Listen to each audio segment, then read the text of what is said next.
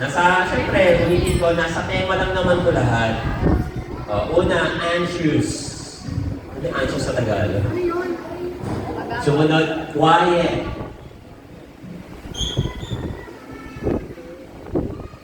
Fruit. Okay. Anxious. Ano sabi ko? Anxious, quiet, tsaka fruit. Fruit, bunga. 5, 4, 3, Fruit of the Holy Spirit. 2. Okay. Wrong.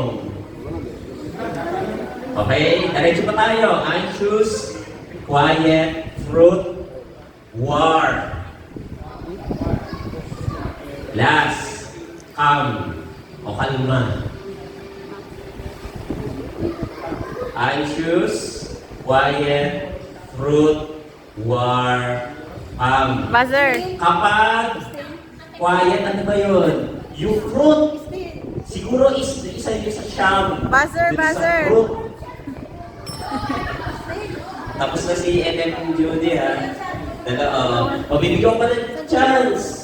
Pabalik tayo ng war. Okay. Ano? This is correct. Ang nagbabi.